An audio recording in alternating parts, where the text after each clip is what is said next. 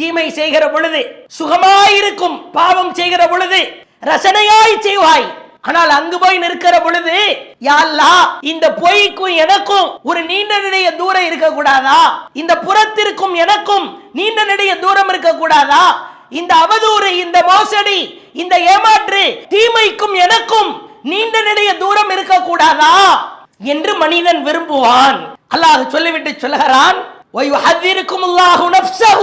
தன்னை பற்றி அல்லாஹ் உங்களுக்கு எச்சரித்தான் தானே. இப்படி எல்லாம் வந்து நிப்படா, மறுமையில எல்லாம் கொடுக்கப்படும் என்று உனக்கு எச்சரிக்கை செய்யப்பட்டது தானே. அடியார்கள் மீது அல்லாஹ் கருணை உடையவனாகத்தான் இருக்கிறான். பிறகு மறுமையில நிற்கிற பொழுது சில நிகழ்வுகளை அவன் பார்க்க போகிறான். அஸ்ஸலாமு அலைக்கும் வரஹ்மத்துல்லாஹி வபரகாத்துஹு. கண்ணியம் நிறைந்த எல்லாம் வல்ல ஏக இறைவனின் அடியார்கள, மகத்துவம் பொருந்திய ரமலான் மாதத்தின் இரவில் நாம் அமர்ந்திருக்கிறோம். மறுமையில் மனிதனின் நிலை என்கிற தலைப்பில் மறுமை குறித்தான அதிர்ச்சியூட்டுகிற பல்வேறு செய்திகளை நாம் தொடர்ச்சியாக அறிந்து வருகிறோம். மறுமையில் ஒவ்வொரு மனிதருக்கும் அல்லாஹ் குற்றப்பத்திரிகையை தாக்கல் செய்வான். கழுத்திலே தொங்கிக் கொண்டிருக்கிற நிலையில் ஒவ்வொருவரும் அல்லாஹுவின் முன்னால் அந்த ஏடுகளை பெற்றவர்களாய் வந்து நிற்பார்கள். அந்த ஏடுகள் வழங்கப்படுகிற பொழுது அல்லாஹ் சில முறைகளையும் வகைகளையும் வைத்திருக்கிறான். எந்த முறையில், எந்த வகைகளில் ஏடுகள் வழங்கப்படுகிறதோ அதை வைத்தே இவர் வெற்றியாளரா, இவர் நல்லவரா, உலகத்தில் சாலிகான அடியாராக வாழ்ந்தாரா என்பதையும், இவர் பாவம் செய்த பாவியா, நட்டமடைந்தவரா, உலகத்தில் இறைவனுக்கு கட்டுப்படாமல் வாழ்ந்தவரா என்பதையும் அல்லாஹ் ஏடுகளை வழங்குகிற அந்த முறைகளை வைத்தே கண்டுபிடித்து விட முடியும்.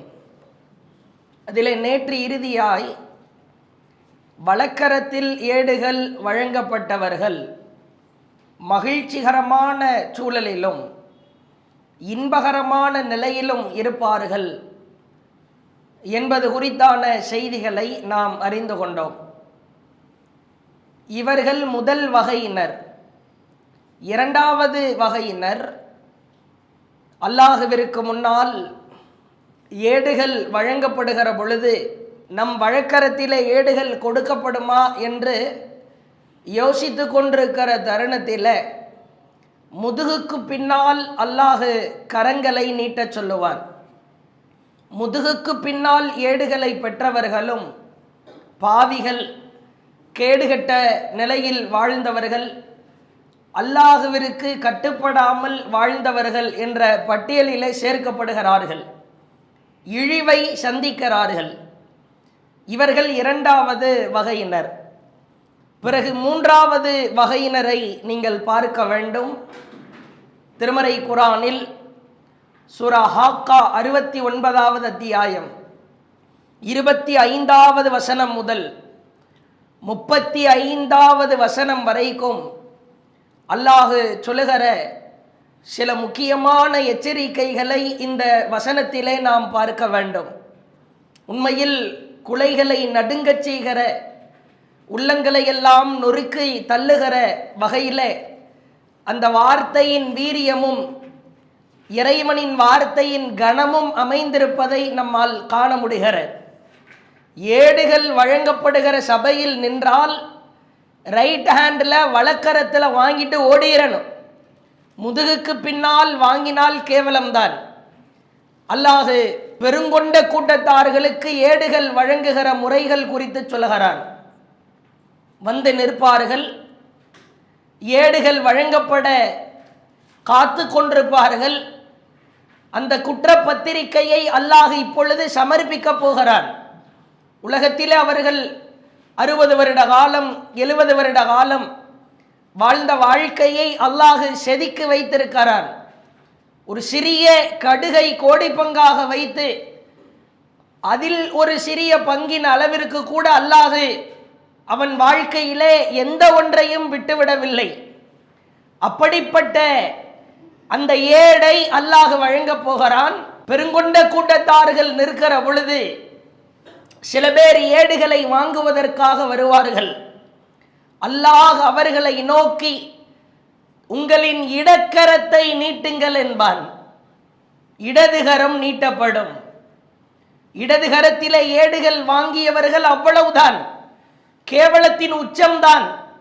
நாம் பிரபல்யமாய் பெருமளவிலே மனனம் செய்து வைத்திருக்கிற ஒரு அத்தியாயம், அந்த அத்தியாயத்தின் வாசகத்தை நாம் இந்த இடத்திலே நினைவுபடுத்த வேண்டும். அல்லாஹ் சொல்லுகிறான், அல் காரியா, நடுங்கச் செய்கிற நிகழ்ச்சி. மல்காரியா, நடுங்கச் செய்கிற நிகழ்ச்சி, அது நடந்தே தீரும். ஒமாதிரா கமல் காரியா, நடுங்கச் செய்கிற அதிர்ச்சிக்குள்ளாகிற அந்த நிகழ்ச்சி என்றால் உனக்கு என்னவென்று தெரியுமா? அல்லாஹ் இந்த சூராவின் அத்தியாயத்தின் வாசகத்தையே இப்படித்தான் ஆரம்பிக்கிறான். நடுங்கச் செய்கிற பயங்கரமான நிகழ்ச்சி, திடுக்கிடச் செய்கிற நிகழ்ச்சி. அல் காரியா மல்காரியா. உண்மையில் ஏடுகள் வழங்கப்பட்டதற்கு பிறகு அவர்களை பார்க்கிற ஒவ்வொருவருமே நடுங்குவார்கள். இடக்கரத்திலே ஏடுகளை வாங்கி விடுவான்.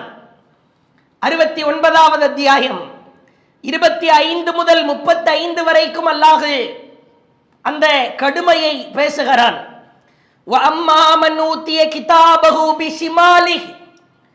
யாருடைய இடதுகரத்திலே ஏடுகள் வழங்கப்பட்டு விட்டதா, ஃபயகூல், அவனுக்கு கேவலம்தான், அவமானம்தான். கத்த ஆரம்பிப்பான், கூப்பாடு போட ஆரம்பிப்பான், கதறல் சப்தம் மேலிடும். நன்றாய் நீங்கள் கவனிக்க வேண்டும். அந்த கதறல் சப்தத்தை கூடி நிற்கிற வெட்டவெளியில் நிற்கிற கோடான கோடி மக்களையும் அல்லாஹ் கேட்க செய்வான். ஃபயகூல், அவன் கூற ஆரம்பிப்பான், யா லைத்தனி லம் ஊத்த கிதாபியா, இந்த ஏடு எனக்கு கொடுக்கப்படாமல் இருந்திருக்க வேண்டுமே. ஒலம் அதிரிமா ஹிசாபியா, எனது கேள்வி கணக்கு நாள் என்னவென்று, எப்படி இருக்கும் என்று நான் அறிந்திருக்கவில்லையே, அலட்சியமா இருந்து விட்டேனே. நன்றாய் கவனிக்க வேண்டும். ஏடுகள் வழங்கப்பட்டதற்கு பிறகு கேள்வி கணக்கு நாள் தானே, மறுமை நாள் தானே, அதெல்லாம் பார்த்து கொள்ளலாம். பெருமளவில் கவனம் இல்லாமல் அலட்சியமாய் இருந்தவன் சொல்லுவானாம், இந்த நாள், இதை நான் எப்படி எதிர்கொள்வேன் என்று நான் முன்னரே திட்டம் தீட்டவில்லையே, அறிந்திருக்கவில்லையே. யாலைத்தஹா கானத்தில் காலியா, மரணமே இறுதி முடிவாக ஆகியிருக்க கூடாதா? அவன் பேசுகிற பேச்சை பாருங்கள். நான் செத்து போனதுக்கு பிறகு அவ்வளவுதான் பினிஷ் என்றல்லவா நினைத்தேன். இப்படி எழுப்பப்பட்டு இந்த இடத்திலே வந்து நின்று இப்படி ஏடுகள் வழங்கப்பட்டு விசாரணையா, இதெல்லாம் நான் எந்த ஒரு திங்கிங்கும் செய்யவில்லையே, யோசிக்கவில்லையே, சிந்தனையை நான் செலுத்தவில்லையே என்பானாம். மா அக்னா அன்னி மாலியா, எனது அதிகாரம், ஹலக்க அன்னி சுல்தானியா, என்னுடைய செல்வம் எனக்கு பலனளிக்கவில்லையே, எனது அதிகாரமெல்லாம் அழிந்து விட்டதே. மனிதன் எவற்றையெல்லாம் கண்ணியமாய் நினைக்கிறானோ அவைகளுக்கெல்லாம் அல்லாஹ் வேட்டு வைக்கிறான். நீ செல்வந்தர் என்று பெயர் வாங்குவதற்கு முக்கியத்துவம் செலுத்தினாய். உன் பணமோ உன் பொருளாதாரமோ இந்த இடத்திலே உனக்கு பலனளிக்கவில்லை. நான் ஒரு தலைவர் பொறுப்பில் இருக்க வேண்டும், எல்லா மனிதர்களையும் எனக்கு கீழ் செலுத்துகிற, நான் ஆர்டர் போடுகிற இடத்தில் நான் இருக்க வேண்டும். ஒரு பிரயோஜனம் கிடையாது. நீ எவ்வளவு பெரிய பொறுப்பாக இருக்கலாம், எவ்வளவு பெரிய தலைமை பீடத்திலே இருக்கலாம், அல்லாஹ்விற்கு முன்னால் நிற்கிற பொழுது ஏடுகளை இடக்கரத்திலே வாங்கிவிட்டால் கேவலம்தான். சொல்லிவிட்டு அல்லாஹ் இவன் புலம்புகிற புலம்பல் சப்தத்தை கேட்கிறான். பிறகு அல்லாஹ் செய்கிற அந்த கடுமையான காரியத்தை பாருங்கள். வல அதாபுல் ஷதீத், அவன் வேதனை செய்வதில் கடுமையானவன். அவனுக்கு நிகராக யாரும் வேதனை செய்ய முடியாது. அல்லாஹ் சொல்கிறான், வலா யூசிகு வசாக்கஹு அஹது, அவன் கட்டுவது போல் யாரும் கட்ட முடியாது. வலா யுஅذிபு லா யுஅذபு அஹது, அவன் துன்பப்படுத்துவது போல் வேதனைப்படுத்துவது போல் யாரும் வேதனைப்படுத்த முடியாது. அல்லாஹ் சொல்கிறான், ஹுதூஹு, அவனை பிடியுங்கள், ஃபகுல்லூஹ், சங்கிலியால் கட்டுங்கள் அந்த அயோக்கியனை. என்னடா அங்க வந்து என்ன கத்தி கொண்டிருக்கிறாய்? நான் அழிந்திருக்க கூடாதா? என் செல்வம் பலனளிக்காமல் போய்விட்டதே, என் அதிகாரம் ஆட்சி இதுவெல்லாம் எனக்கு எந்த பிரயோஜனமும் இல்லையா? பிரயோஜனம் இருக்காது. உலகத்தில் சொன்னோமா இல்லையா? அறிவுரையை எடுத்து சொன்னோமா? அந்த அறிவுரை எல்லாம் நீ கேட்டு நடந்தாயா? பிடியுங்கள் அந்த ராஸ்கலை, அந்த அயோக்கியனை. ஃபகுல்லு, சங்கிலிகளால் இருக்க பிடித்து கட்டுங்கள். சும்மல் ஜஹீம ஸல்லு, அல்லாஹ் சொல்கிறான், இழுத்து செல்லுங்கள். என்ன கூப்பாடு இங்க வந்து? என்னடா கதறல்? சும்மல் ஜஹீம ஸல்லு, நரக நெருப்பிலே முகம் குப்புற தள்ளுங்கள். சொல்லிவிட்டு அல்லாஹ் சொல்லுகிறான், சும்ம ஃபீ சில்சிலத்தின், நன்றாய் கவனிக்க வேண்டும். இவ்வளவு பெரிய கேவலம், அவமானம், இந்த வேதனை நம்மால் தாங்க முடியாது. அல்லாஹ் சொல்லுகிறான், சும்ம ஃபீ சில்சிலத்தின் ذرعها 70 ذراعا فسلكوه, பின்னர் அவனை கட்டுவதற்காக 70 முழ சங்கிலிகள் கொண்டு வரப்பட்டு அவனை சங்கிலியால் கட்டப்படும். அல்லாஹ் சொன்ன கட்டளைக்கு இணங்க. பிறகு அல்லாஹ் சொல்கிறான், இன்னஹு கான லா யுமினு பில்லாஹில் அதீம், மஹதான அல்லாஹ்வை நம்பாதவனாய் வாழ்ந்தாய். ஃபலைஸ லஹுல் யௌம ஹாஹுனா ஹமீம், இங்கு உனக்கு எந்த ஃப்ரெண்ட்ஸும் நண்பர்களும் கிடையாது. சொல்லிவிட்டு அல்லாஹ் சொல்கிறான், வலா தஆமுன் இல்லா மின் கிஸ்லின், சீலையும் சலத்தையும் தவிர உனக்கான உணவு அதுதான். இடக்கரத்திலே ஏடுகளை வாங்கிவிட்டோம் என்றால் அந்த நேரத்திலேயே புரிந்து கொள்ளலாம், நாம் அழியப் போகிறோம், அவமானப்பட போகிறோம், வேதனையின் உச்சத்தை சுவைக்க போகிறோம் என்பதை நாம் உணர்ந்து கொள்ள வேண்டிய நேரம் அது. இப்படி 3 வகையினராக அல்லாஹ் ஏடுகளை கொடுக்கிறான். பிறகு பாருங்கள், ஏடுகள் கொடுக்கப்படும் 17வது அத்தியாயம் 14வது வசனம். அல்லாஹ் சொல்லுவான், ஏடுகள் எல்லாம் கொடுக்கப்படும். பிறகு அந்த ஏடுகள் நம் கரத்தில் இருக்கிற பொழுது அல்லாஹ் சொல்லுவான், இக்ரா கிதாபக், உனது புத்தகத்தை நீயே வாசித்து பார். உன் லட்சணம் என்னவென்று அந்த புத்தகத்திலே இருக்கிறேன். நான் என்ன எழுதியிருக்கிறேன், எவ்வளவு மிகச்சரியா எழுதியிருக்கிறேன் என்பது குறித்து உனது புத்தகத்தை நீயே வாசித்து பார். கஃபா பினஃப்ஸிகல் யௌம அலைக ஹஸீபா, இன்றைய தினம் உன்னை பற்றி கணக்கெழுதுவதற்கு நீயே போதுமானவன். நீ யோக்கியனா அயோக்கியனான்னு உனக்கு தெரியும். அங்க போயிட்டு உள்ள ஒண்ணு வச்சுட்டு வெளியே ஒண்ணு பேச முடியாது இல்ல, அங்க போயிட்டு சீன் போட முடியாது, நடிக்க முடியாது தானே. இங்கே வெளிப்படையா எவ்வளவு நல்லவனாய் காட்டிக் கொள்ளலாம். நம்ம அப்படிதான், எல்லாம் நம்ம செய்யற காரியம். அங்க ஒண்ணுமே வேகாது, ஒரு செல்ஃப் எடுக்காது. என்ன உள்ள இருக்கிறதோ அதுதான் வெளியே வரும். நீ என்ன அமல் செய்தாயோ, என்ன நற்காரியங்களில் ஈடுபட்டாயோ அதுதான் அந்த புத்தகத்திலே இருக்கும். அல்லாஹ் கிட்ட போயிட்டு ரீவேல்யூஷன் போடுன்னு கேட்க முடியுமா? இல்ல இல்ல, நான் செஞ்சதுக்கு மாற்றமா இருக்கிறது, இதுல நிறைய நன்மைகள் விடுபடுகிறது, தீமைகள் அதிகமா இருக்கிறது, கொஞ்சம் ரீகரெக்ஷன் இந்த புக்கு சம்பந்தமா நான் ஏதேனும் செய்ய வேண்டும் என்றால் அல்லாஹ் டிஸ்பிளேல போட்டு காமிச்சிருவான். இந்த டேட்ல, இந்த டைம்ல, இந்த நொடியில, இந்த மைக்ரோ செகண்ட்ல, இந்த நானோ நொடியில நீ செய்த காரியம். அல்லாஹ்வுக்கு இதெல்லாம் ரொம்ப சிம்பிள். அல்லாஹ் சொல்கிறான், உன்னை பற்றி கணக்கெடுக்க நீயே போதுமானவன் என்று கூறப்படும். 18வது அத்தியாயம் 49வது வசனம். புத்தகத்தை கரத்திலே வாங்கியதற்கு பிறகு அந்த அடியான் புலம்புவானாம். வஉதியல் கிதாப், பதிவேடுகள் வைக்கப்படும். ஃபதரல் முஜ்ரிமீன முஷ்ஃபிகீன மிம்மா ஃபீஹ், குற்றவாளிகள் அதில் உள்ளதை எல்லாம் புரட்டி வேகமாய் பார்க்க ஆரம்பிப்பார்கள். பார்த்துவிட்டு சொல்லுவார்களாம், வயகூலூன யா வைலத்தனா மாலி ஹாதல் கிதாப், அட எங்களுக்கு ஏற்பட்ட கேடே, எங்களுக்கு ஏற்பட்ட நாசமே, இந்த புத்தகத்திற்கு என்ன ஆயிற்று? அவன் பேசுகிற பேச்சை பாருங்கள்.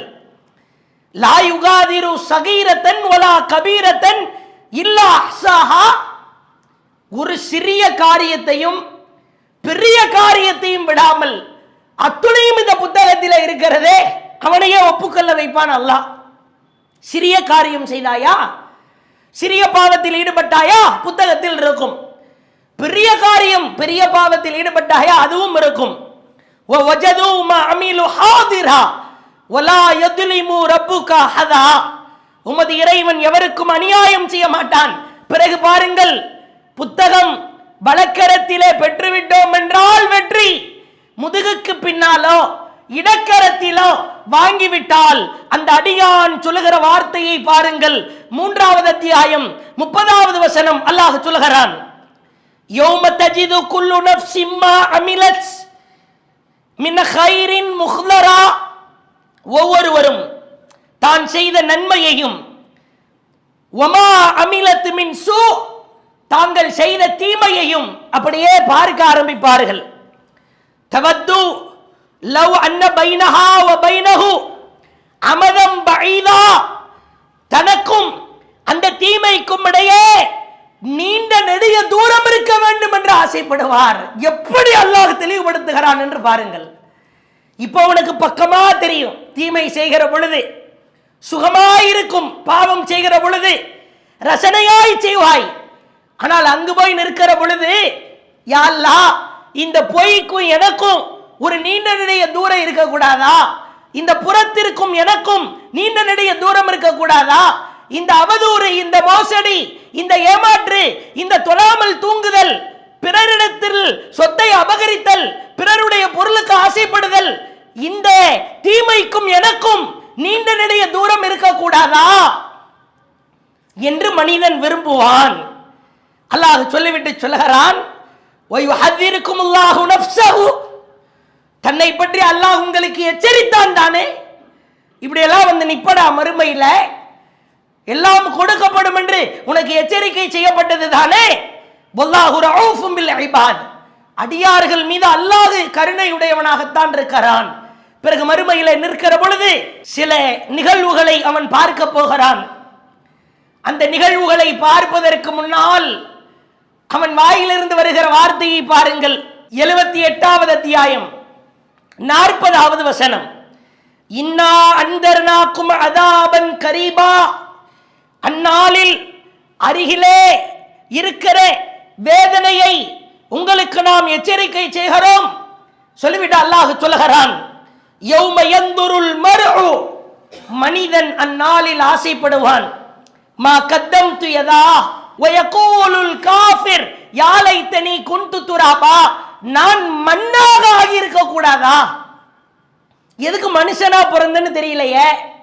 ஒன்று மண்ணாவே உலகத்தில் இருந்திருக்கணும், அல்லது இங்கு வந்ததற்கு பிறகு மண்ணாய் மாறி இருக்க வேண்டும். மண்ணு, யாரையும் திட்டுகிற பொழுது சொல்லுவோம்ல, என்னடா மண்ணு மாதிரி இருக்கிற, இதை அவன் அங்க ஆசைப்படுவான். அப்பதான் மண்ணின் எஃபெக்ட் அவனுக்கு தெரியும், மண்ணின் மகத்துவம் தெரியும்.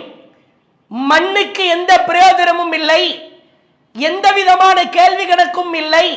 அந்த மண்ணாய் நான் ஆகியிருக்க கூடாதா என்று மனிதன் ஆசைப்படுவான் என்று சொல்லி அல்லாஹ் திருக்குர்ஆனில் மிக தெளிவாய் எடுத்து காட்டுகிறான். நீங்கள் ஒவ்வொரு நேரத்திலும் அல்லாஹ்விடத்திலே நாம் செய்ய வேண்டிய பிரார்த்தனை, ரப்பே, என்னுடைய ஏடு வலக்கரத்திலே வழங்கப்பட வேண்டும், என்னை அவமானப்படுத்தி விடாதே. அல்லாஹும்ம லா துஹ்ஸினி யௌமல் கியாமா, நபிகளார் கேட்ட பிரார்த்தனை. மறுமை நாளில் இறைவா, என்னை கேவலப்படுத்தி விடாதே, அவமானப்படுத்தி விடாதே. இப்ப குற்ற பத்திரிகை தாக்கல் செய்யப்பட்டது. அடுத்து செகண்ட், 2வது விசாரணை.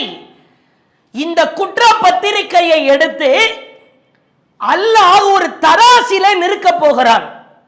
நம்பர் 2, அடுத்து நடக்க போகிற விசாரணையின் கொடூரம் மீசான். அல்லாஹ் தன் திருக்குர்ஆனில் பல இடங்களிலே இந்த மீசான் குறித்து சொல்லுகிறான். 74வது அத்தியாயம் 38வது வசனம், குல்லு நஃப்ஸின் பிமா கஸபத் ரஹீனா, ஒவ்வொரு மனிதனும் தான் சம்பாதித்தவற்றுக்காக பிணையாக்கப்பட்டிருக்கிறான்.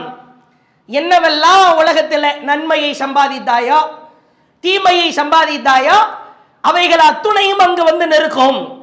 லுக்மான் என்கிற ஒரு நல்ல மனிதர், ஒரு சாலிஹான மனிதர், அல்லாஹ்வின் அருளை பெற்றவர், தன் மகனிடத்திலே சொல்கிறார்.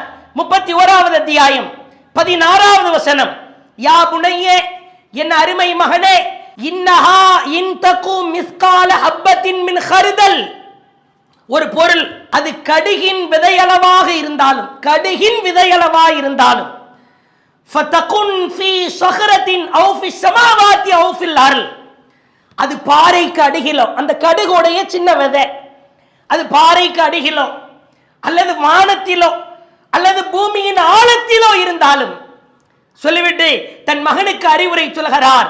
யஅதி பிஹல்லாஹ், அதை அல்லாஹ் மறுமையிலே கொண்டு வந்து வெட்ட வெளிச்சமாக்குவான். எப்படிப்பட்ட எச்சரிக்கை என்று பாருங்கள். கடுகல்ல, கடுகின் விதை பாறைக்குள்ள ஒளிச்சு வைக்கிறியா? வானத்தில் எங்கேயாவது தூக்கி வீசிறியா? பூமியின் ஆழத்திலே புதைத்து வைக்கிறாயா? விடமாட்டான் அல்லாஹ், கொண்டு வந்து நிறுத்துவான். இதோ பார் மனிதா, இந்த நேரத்திலே இந்த நாளிலே நீ செய்த சிறிய தவறு என்று நினைத்தாய், அது இதுதான். லுக்மான் என்கிற ஒரு சாலிஹான மனிதர் தன் மகனுக்கு சொன்ன அறிவுரை.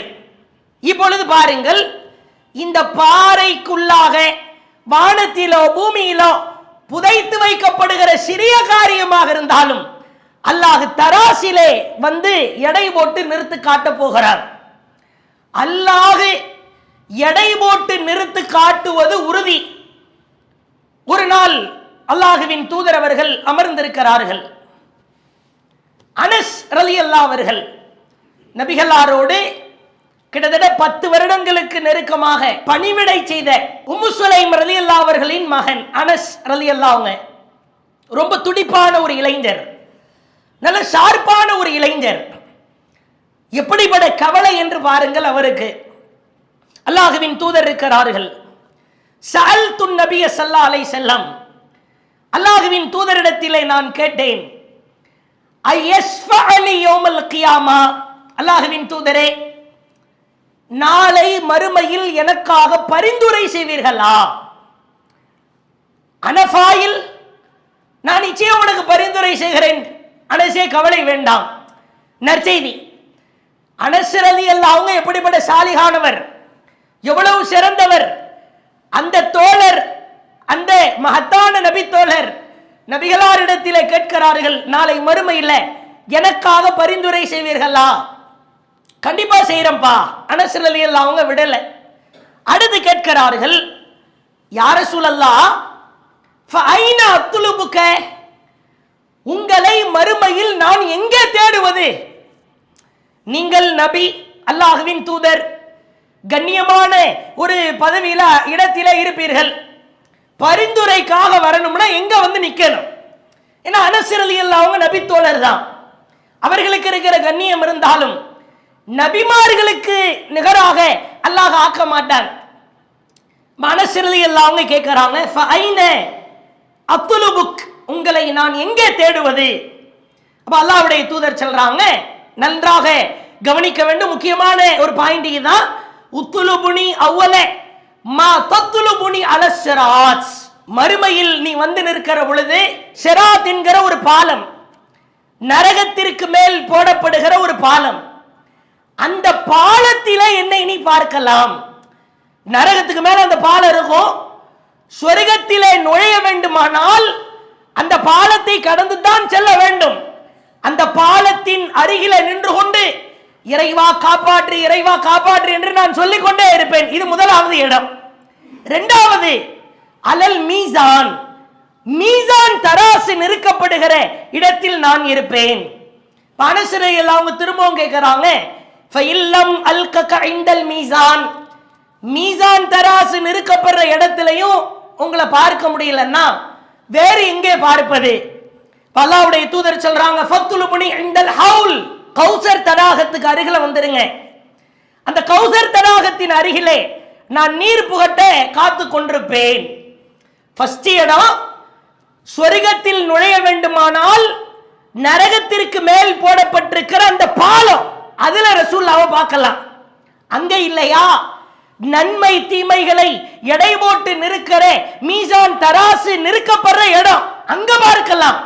அங்கே இல்லையா, கௌசர் தடாகத்தின் அருகிலே நான் நிற்பேன் சொல்லிட்டு அனஸ் ரலியல்லாஹு அன்ஹு அங்கே இல்லைன்னா உங்களை நான் வேற எங்க பார்க்கிறதுன்னு கேட்டக்கூடாதுன்றதுக்காக ரசூலுல்லாஹ் சொல்லி முடிச்சிட்டாங்க.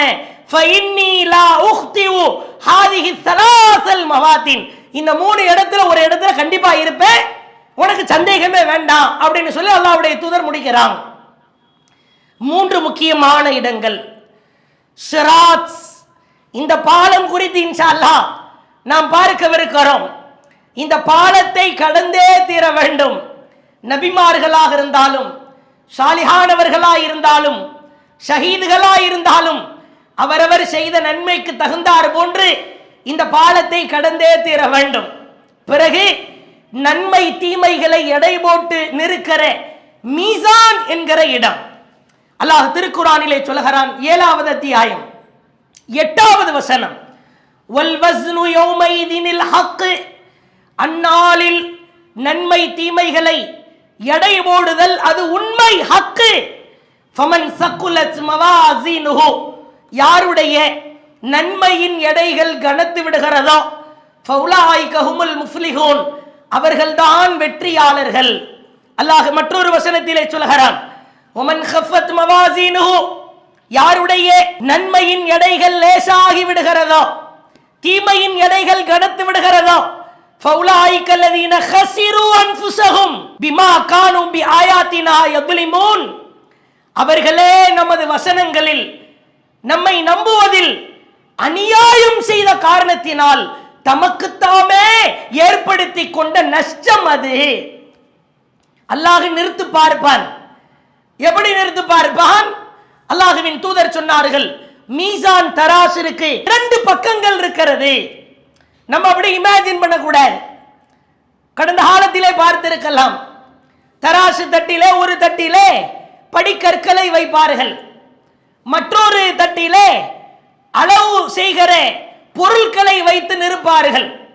நடுவில் ஒரு பெரிய ஒரு ஊசி முனை ஒன்று இருக்கும். அது நடுத்தரமா வந்து நின்றுச்சுன்னா இடம் சரியா இருக்குது, இப்படி நிறுத்து கொடுப்பாங்க. இந்த மாதிரி 2 பக்கமா அப்படின்னா அப்படி நாம் சிந்திக்க வேண்டிய அவசியம் இல்லை. ஆனால் தராசு தட்டிலே நன்மையை வைப்பதற்கு ஒரு பக்கமும் தீமையை வைப்பதற்கு ஒரு பக்கமும் இருக்கிறது. நன்மை தீமைகள் தராசு தட்டிலே வைத்து எடை போட்டு நிறுக்கப்படும் என்றால் இது ஒரு பொருளாய், ஒரு உடல் போன்ற தோற்றமாய், அல்லது ஏதோ ஒரு மெட்டீரியலாய் மாறப்போகிறது என்று அல்லாஹ்வுடைய தூதர் சொல்றாங்க. அப்படி மாறுமா? நிச்சயமாய் மாறும். அல்லாஹ்வின் தூதர் சொன்னார்கள், யார் சூரா பக்கரா சூரா ஆலி இம்ரான் ஓதுகிறாரோ அவருக்கு அந்த 2 அத்தியாயங்களும் நிழல் தருகிற மேகங்களாய் நன்மைகளாய் வரும் என்றார்கள். நம்ம ஓதுறங்க அத்தியாயம் நிழல் தர்ற மேகமா நன்மையா மாறிடுது. அதே மாதிரி அல்லாஹ்வுடைய தூதர் சொன்னாங்க, கபரிலே வைக்கப்பட்டதற்கு பிறகு கேட்கப்படுகிற கேள்விகளுக்கு சரியாய் பதில் சொல்லிவிட்டால் ஹசனா, ஒரு அழகிய தோற்றத்திலே ஒரு உருவம் அந்த அடியானுக்கு அருகிலே வரும். அப்ப அந்த நல்லடியார் கேட்பாராம், நீ என்ன தோற்றம் அழகா இருக்கிறாயே? உடனே அந்த அழகிய தோற்றம் சொல்லுமாம், அனே அமலுன் சாலிஹுக், நான் தான் உன்னுடைய அமல். அப்ப அல்லாஹ் மறுமையிலே நாம் தொழுத தொழுகையை, நாம் வைத்த நோன்பை, நாம் கொடுத்த தர்மத்தை கண்களுக்கு முன்னால் அப்படியே ஒரு உருவகமாய் காட்டுவதற்கு காத்து கொண்டிருக்கிறான். அதே போன்று பாருங்கள், 23வது அத்தியாயம் 102வது வசனம், ஃபமன் சகுலத் மவாஸினுஹு, யாருடைய நன்மையின் எடைகள் கனத்து விட்டதோ, ஃபௌலாயிக ஹுமுல் முஃப்லிஹூன், அவர்கள்தான் வெற்றி பெற்றவர்கள். பிறகு அல்லாஹ் சொல்கிறான் 23வது அத்தியாயம் 103வது வசனம், ஒமன் கஃபத் மவாஸினுஹு, எவருடைய தீமையின் எடைகள் கனத்து விட்டதோ, ஃபௌலாயிக அல்லதீன ஹஸிரு அன்ஃபுஸஹும், அவர்கள் தங்களுக்கு தாங்களே அநியாயம் செய்தவர்கள். 23வது அத்தியாயம் 104வது வசனம், தீமையின் எடைகள் கனத்து விட்டால் தல்ஃபஹு உஜூஹஹும் நார், அவர்களின் முகத்தை நரகம் அப்படியே சுட்டரிக்கும். வஹும் ஃபீஹா காலிஹூன், அவர்கள் அதிலே விகாரமாய் இருப்பார்கள். 101வது அத்தியாயம் 6-7 ஆகிய வசனங்கள். ஃபஅம்மா மன் ஸகுலத் மவாஸீனுஹு ஃபஹுவ ஃபீ ஈஷத்திர் ராலியா, யாருடைய நன்மையின் எடைகள் கனத்து விட்டதோ அவர்கள் திருப்திகரமான வாழ்க்கையில் இருப்பார்கள்.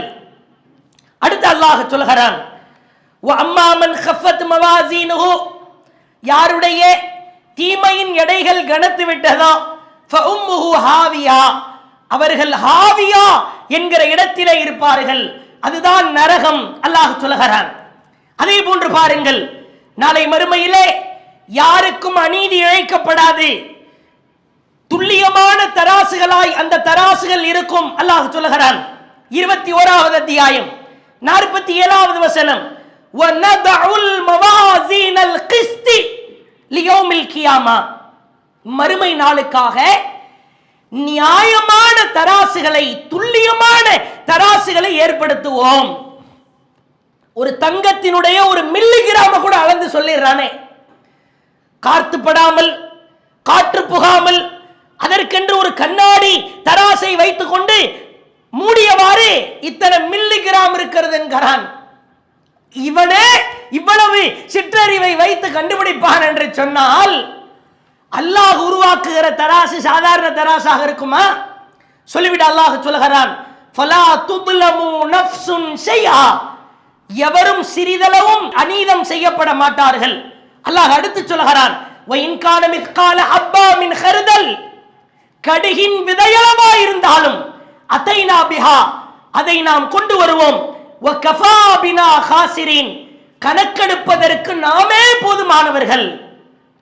அல்லாஹ் தராசு சம்பந்தமாய் நிறுத்தத்தான் செய்வோம், நிறுத்து பார்ப்போம் என்பதை மிக தெளிவாய் எடுத்து சொல்லுகிறார்.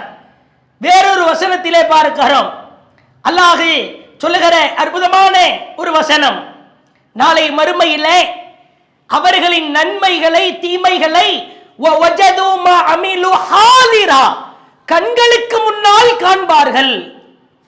இருக்குது 2024 நாம் நோற்ற நோன்பு இருக்கிறது, நாம் கொடுத்த தர்மம் இருக்கிறது, நாம் செய்த உம்ரா இருக்கிறது, ஹஜ் இருக்கிறது, அல்லாஹ்விற்காக பள்ளிவாசலில் தங்கி இருந்த இஅ்திகாஃப் இருக்கிறது, அந்த நோன்பு மாதத்தில் குர்ஆனை புரட்டி ஓதிய அந்த வசனங்கள் இருக்கிறது. ஹாதிரா, அப்படி ஆஜராகி வந்துரும். 1960 பிறந்தியா, 2050 மௌத்தா போனியா, இந்த 90 வருட காலமும் நீ செய்த அமல், நீ செய்த காரியம், நீ செய்த நல்லது, நீ செய்த கெட்டது, அது கடுகின் விதையாயிருந்தாலும் அல்லாஹ் ஆஜராக்கி வைப்பான். இந்த தராசு தட்டு என்பது நிச்சயமாய் நமக்கு கனமாக்கப்பட வேண்டும். நீங்கள் ஆழமாய் யோசிக்க வேண்டும். அல்லாஹ்வுடைய தூதர் அனஸ் ரலியல்லாஹு அவங்க கேட்கிற கேள்விக்கு 3 இடத்திலே வந்து நிற்பேன் என்கிறார்கள். ஒன்று அந்த பாலம் சிராத், அதனுடைய கடுமையோ கொடுமைதான், அதை நாம் பார்க்கவிருக்கிறோம். இரண்டாவது இந்த மீசான் தராசு நிறுக்கப்படுகிற இடம். உண்மையாகவே நாம் வாழ்ந்து கொண்டிருக்கிற காலகட்டங்களில் இந்த தராசு நிறுக்க அந்த எடை கனமாகிற அளவிற்கு நம்முடைய அமல்கள் நிச்சயம் இருக்க வேண்டும். அதிலே சில செய்திகளை நீங்கள் பார்க்கலாம். இந்த மீசான் தராசு கனமாக வேண்டுமானால் நாம் செய்கிற காரியம், ஏன்னா இந்த மீசான் தராசில தீமையை நிறுக்கிற பொழுது அனைத்தும் கேவலம் அவமானம், அது நமக்கு தேவையே கிடையாது. நன்மையை தாண்டி தீமைகள் அத்துணையும் அதனுடைய மற்றொரு தராசு தட்டிலே நிறுக்கப்படும், இடப்புற தராசு தட்டிலே. அது கனத்து விட்டால் நமக்கான இழிவும் கேவலமும் அதிகம்.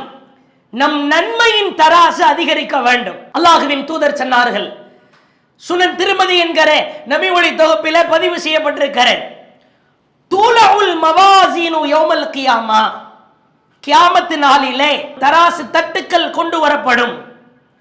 அந்த நேரத்தில் ஃபயுதா, அவர்களின் நன்மைகள் எல்லாம் அந்த தட்டிலே வைக்கப்படும். அப்பொழுது பிர்ரஜுலி, ஒரு மனிதனுடைய ஃபயூதஉ ஃபீ கிஃபத் ஃபயூதஉ மா உஹ்ஸி இலை, இவரிடத்திலே நன்மைகள் ஏதும் இருக்கிறதா என்று தராசு தட்டில் நன்மையும் அல்லாஹ் நிறுப்பான், சில நேரங்களில் ஆளை வைத்தும் நிறுப்பான். அந்த மனிதனை அல்லாஹ் நிறுத்து பார்ப்பானாம். ஃபயுபஅஸு பிஹி இலன் நார் ஃபதமாயல பிஹில் மீசான். சுப்ஹானல்லாஹ், அவனுடைய நன்மையின் எடை கணக்காது, தீமையின் எடை கணக்கும். உடனே அல்லாஹ் சொல்லுவான், ஃபயுபஅஸு பிஹி இலன் நார், இவனை நரக நெருப்பிற்கு இழுத்து செல்லுங்கள் என்று சொல்லப்படும். ஃபைதா உத்பிர பிஹி இதா ஸாயிஹ் யஸ்யூஹ் மின் இன்தி ரஹ்மான், அவன் அல்லாஹ்விடத்திலே கெஞ்ச ஆரம்பிப்பான், ரப்பே என் நன்மைகள் ஏதும் இருக்கிறதா ஏதும் இருக்கிறதா என்று பார் பார் என்று கெஞ்ச ஆரம்பிப்பான். ஒரு கட்டத்திலே வானவர்கள் தங்கள் வேலையை செய்வதற்காக இழுத்துக் கொண்டு செல்லுகிற பொழுது அல்லாஹ் சொல்லுவான், லா தஅஜலு லா தஅஜலு, நிறுத்துங்கள் நிறுத்துங்கள், அவசரப்பட வேண்டாம். ஃபைன்னஹு கத் பக்கிய லஹு, இது அல்லாஹ் செய்யற ஒரு ஏற்பாடு. ஒரு பயம்புறுத்துற மாதிரி பயம்புறுத்திட்டு அவனுக்கு ஒரு கிஃப்ட் கொடுக்கிறேன். இது நல்லடியார்களுக்கு கிடைக்கிற பாக்கியம். வபக்கிய லஹு, அவனுக்கு ஒன்று எஞ்சி இருக்கிறது. ஃபயுதா பிதாகா, ஒரு கார்டு, ஒரு அட்டை ஒன்று அவனுக்கு எஞ்சி இருக்கிறது. இந்த அட்டையில என்ன நன்மை இருக்கிறது என்று பார்க்கலாம். அல்லாஹ் ஒரு வித்தியாசமான, அல்லாஹ் எதிர்பார்க்கிற ஒரு விஷயத்தை சொல்லுகிறான். ஃபிஹா, அதிலே லா இலாஹா இல்லல்லாஹ் என்கிற அந்த தௌஹீது தாரக கலிமா அந்த அட்டையிலே இருக்கும். ஃபதுலஉ மஅர் ரஜுலி ஃபீ கிஃபா, அந்த லா இலாஹா இல்லல்லாஹ்வை தராசு தட்டிலே வைக்கிற பொழுது ஹத்தா யமீல பிஹில் மீசான், அவனின் தீமையின் தட்டை ஒன்றுமில்லாமல் அந்த லா இலாஹா இல்லல்லாஹ் நொறுக்கி விடும். சொல்லிவிட்டு அல்லாஹ்வுடைய தூதர் சொல்றாங்க, லா இலாஹா இல்லல்லாஹ் என்ற கலிமாவிற்கு நிகராக மீசான் தராசிலே கணக்க செய்கிற வேறு எந்த காரியமும் இருக்காது. படாய்படுகிறோம், சிரமப்படுகிறோம், கஷ்டப்படுகிறோம், தௌஹீது தௌஹீத் என்று மூச்சு கொடுத்து உயிர் மூச்சாய் வாழுகிறோம். ஏன்? இந்த ஒற்றை நிகழ்விற்காகத்தான். சமீபத்திய நிகழ்வுகளை எல்லாம் பாருங்கள். பலஸ்தீன் கஸ்ஸாவிலே ரமலான் மாதத்தில் ஒரு நோன்பாவது அவர்களால் நிம்மதியாய் நோக்க முடிந்ததா? சிரமம்தான். மக்கள் எல்லாம் கூடி நிற்கிறார்கள், இஃப்தார் நோன்பு திறப்பதற்காக நிற்கிறார்கள். மேலே இருந்து ஹெலிகாப்டர் மூலமாக போர்ஸை வைத்து சுடுவதற்கு கட்டளையிடுகிறான். கூடிவிட்டார்கள், என்னவென்றோ தெரியவில்லை. அவர்கள் மாலை நேரம் மக்ரிப் நேரம் நோன்பு திறக்கிறதுக்காக ஒரு திடல்ல உட்கார்ந்து இருக்கிறாங்க. சுட்டு தள்ளுகிறான், ஓடுகிறார்கள். இன்னொன்று தெரியுமா? நாமெல்லாம் சகருக்காக உணவு உண்ணுகிற உணவு சாதாரண உணவா? அவ்வளவு ரகரகமான உணவை உண்ணுகிறோம். குறிப்பாக கடைசி 10 இரவுகள் என்று வந்துவிட்டால் அற்புதமான உணவுகள் தான், அல்ஹம்துலில்லாஹ். ஆனால் அவர்கள் நோன்பு நோற்பதற்கும் நோன்பை திறப்பதற்கும், நோன்பு நோக்கிற சகர் உணவு பேரித்தம்பளம் தண்ணீர், நோன்பு திறக்கிற இஃப்தார் உணவு பேரித்தம்பளம் தண்ணீர், அவ்வளவுதான். கஞ்சி சாப்பிடுகிறோம், வடை சாப்பிடுகிறோம், சமோசா, ஜூஸ், இங்கெல்லாம் முடிந்ததற்கு பிறகு வீட்டுக்கு போன கடல் பாசி, ஜல்லி, அங்க தனிப்பட்ட வகையில பல பொருட்கள். ஏன் இவ்வளவு சிரமம் ஏன் அனுபவிக்கிறார்கள்? கண்களுக்கு முன்னால் பாருங்கள். அந்த யூத பயங்கரவாதிட்ட போயிட்டு, கவா, நாங்கள் உன்னிடத்திலே சரண்டர் ஆகி விடுகிறோம், நாங்கள் இஸ்லாத்தில் இல்லை, அல்லாஹ்வின் தூதரை நம்பவில்லை, இந்த பைத்துல் முகத்தஸை நீயே வைத்துக்கொள் என்று சொல்லிவிட்டால் இஸ்ரேலியர்கள் அவர்களை கம்பீரமாய் கிரீடம் அனுபவித்து கொண்டாடுவார்கள். இத்துணை போராட்ட ஆர்ப்பாட்டம், தினம் குழந்தைகளின் சாவுகளை பார்க்கிறோம். பிஞ்சு குழந்தைகள் 25,000 30,000 குழந்தைகள் மரணிக்கிறார்கள். அதிலே ஒரு குழந்தை அமர்ந்திருக்கிறது. அந்த குழந்தையிடத்திலே ஒருவர் பேட்டி எடுக்கிறார். அம்மா எங்க? ஒரு பெண் குழந்தை அதிகபட்சமா 10 வயசுக்குள்ள இருக்கும். அம்மா கபிரிஸ்தானுக்கு போயிருக்கிறாங்க. எதுக்கு? ரமலான் வந்துருச்சு இல்ல, அத்தாவுடைய நினைவாக அம்மாவுக்கு இருந்தது. அத்தாவை அடக்கம் செய்த இடத்தை பார்க்க சென்றிருக்கிறார். மொழிபெயர்க்கிறார்கள். இப்ப பேட்டியாளர் திரும்ப கேட்கிறார், சிறுமியே நீங்கள் நோன்பா? ஆம், நான் நோன்புதான் என்று சொல்லிவிட்டு அந்த குழந்தை அப்படியே அழ ஆரம்பிக்கிறார். கேட்கிறார், ஏன் அழுகிறீர்கள்? இல்லை, என் தந்தை இருந்திருந்தால் நான் நோன்பு நோற்றதற்கான எந்த விதமான கடினமும் சிரமமும் எனக்கு இருந்திருக்காது. என்னை அவ்வளவு ஆசுவாசப்படுத்தினார். கடந்த ஆண்டு நான் நோன்பு நோற்றிருக்கிற பொழுது என்னை அமைதிப்படுத்தினார், என் கவனத்தை திருப்பினார். நான் நோன்பு திறக்கிற நேரம் வரைக்கும் நோன்பின் சிரமமே இல்லாமல் என்னை பார்த்து கொண்டார். இப்பொழுது என் தந்தை இல்லை, ஆனாலும் நான் நோன்பை விட மாட்டேன். எவ்வளவு உறுதின்னு பாருங்க. சிறிய மாணவர்கள், சின்னோண்டு இருக்கிறான், அங்கே துப்பாக்கியை வைத்து சுட காத்து கொண்டிருக்கிறான், இங்கே கல்லெடுத்து எறிய போகிறான். கலிமா, ஏகத்துவ கலிமா கொடுத்திருக்கிற உறுதி. இந்த லா இலாஹ இல்லல்லாஹ் அந்த மீசான் தராசிலே தாறுமாறாக உச்சகட்ட காரியமாய் வந்து நிற்கும். இந்த லா இலாஹ இல்லல்லாஹ்வை கலப்படம் இல்லாமல் உல தூய்மையோடு பாதுகாப்பதற்கான ஒரு வாழ்க்கையை நாம் வாழ வேண்டுமா இல்லையா? எவ்வளவோ படித்திருக்கிறார்கள், எத்தனையோ உபதேசம் செய்கிறார்கள், குர்ஆனை கரைத்து குடித்திருக்கிறார்கள், ஹதீஸ்களை படித்திருக்கிறார்கள். ஆனால் அந்த உலமாக்கள், ஆலிம்கள் லா இலாஹ இல்லல்லாஹ்விற்கு எதிரான இணை கற்பிக்கிற காரியத்தில் ஈடுபடுவதை பார்க்கிறோம். இது முக்கியமான விஷயம். அதே மாதிரி அல்லாஹ்வுடைய தூதர் சொல்றாங்க, மீசான் தராசு கனமாக வேண்டுமானால் 5 விஷயத்தை பேணிக் கொள்ளுங்கள். ஹம்சுன் மா அஸ்கலஹுன்ன ஃபில் மீசான், மீசான் கனமாக 5 விஷயங்களை நீங்கள் கடைபிடியுங்கள். அதிலே முதலாவது லா இலாஹ இல்லல்லாஹ். லா இலாஹ இல்லல்லாஹ் வார்த்தையிலையும் சொல்லணும், வாழ்க்கையிலும் செயல்படுத்த வேண்டும். வல்லாஹு அக்பர், அல்லாஹு அக்பர் என்கிற வார்த்தையை அதிகம் அதிகம் சொல்லுங்கள். வசுபஹானல்லாஹ், சுபஹானல்லாஹ் என்கிற வார்த்தையை அதிகம் அதிகம் சொல்லுங்கள். வல்ஹம்துலில்லாஹ், அல்ஹம்துலில்லாஹ் என்கிற வார்த்தையை அதிகம் அதிகம் சொல்லுங்கள். லா இலாஹ இல்லல்லாஹ், அல்லாஹு அக்பர், சுபஹானல்லாஹ், அல்ஹம்துலில்லாஹ். 5வது, சிறு பிரயாயத்திலே அல்லாஹ் உங்களுக்கு ஒரு பிள்ளையை கொடுத்திருந்தால், உங்களுக்கு அல்லாஹ் ஒரு குழந்தையை அன்பளிப்பு செய்திருந்தால், அந்த குழந்தை சிறிய பருவத்திலே மரணித்து விட்டால் பொறுமையாயிருங்கள். எங்க கொண்டு வந்து அல்லாஹ் லிங்க் செய்கிறான் என்று பாருங்கள். அல்லாஹ் உனக்கு ஒரு குழந்தை கொடுத்துட்டான், 1 வயசு 2 வயசு, விவரம் தெரியறதுக்கு முன்னாடி மௌத்தா போயிருச்சு, சபர் பண்ணு, பொறுமையாயிரு. இதை விட சிறந்த கிஃப்ட் அல்லாஹ் கொடுப்பான்.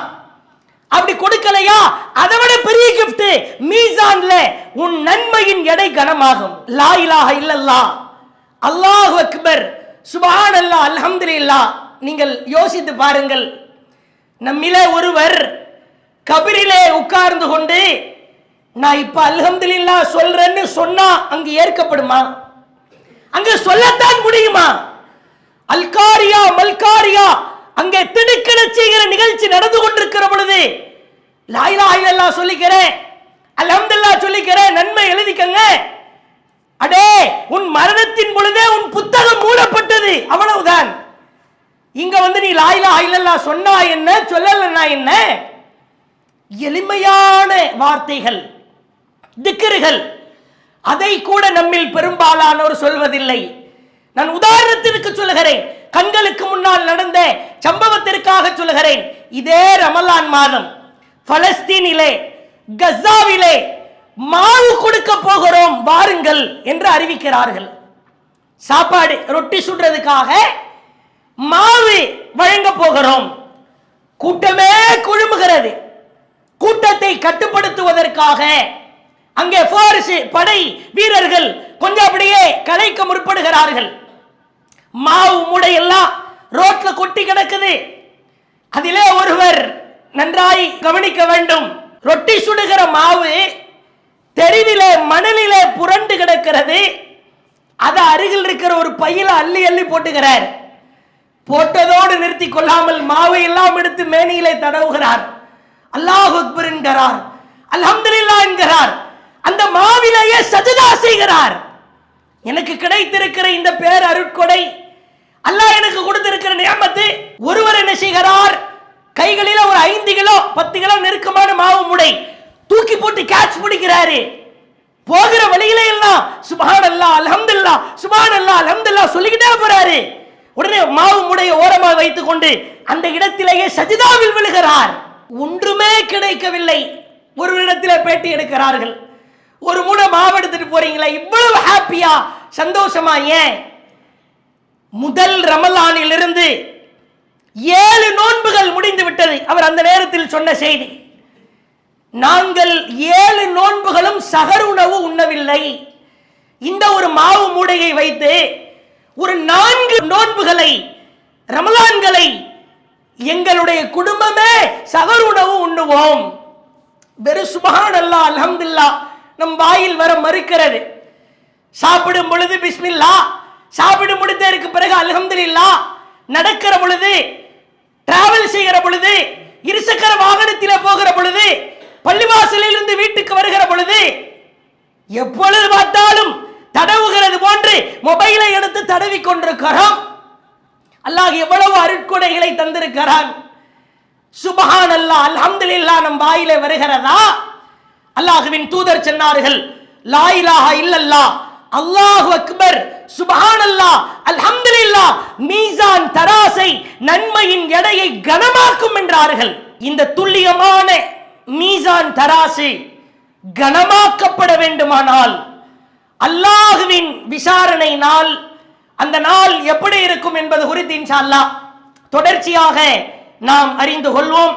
அல்லாஹ் நம் அனைவருக்கும் இந்த மீசான் தராசின் எடையை கனக்கச் செய்கிற ஒரு நர்பாக்கியத்தை தந்தருள் புரிவானாக. வாஹிரு தஅவானா அனில் ஹம்துலில்லாஹி ரப்பில் ஆலமீன். இஸ்லாம் மற்றும் சமுதாய செய்திகளை அறிந்து கொள்ள தமிழ்நாடு தௌஹீத் ஜமாஅத் யூடியூப் பக்கத்தை உடனடியாக சப்ஸ்கிரைப் செய்து கொள்ளுங்கள். மேலும் பெல் பட்டனையும் கிளிக் செய்து கொள்ளுங்கள்.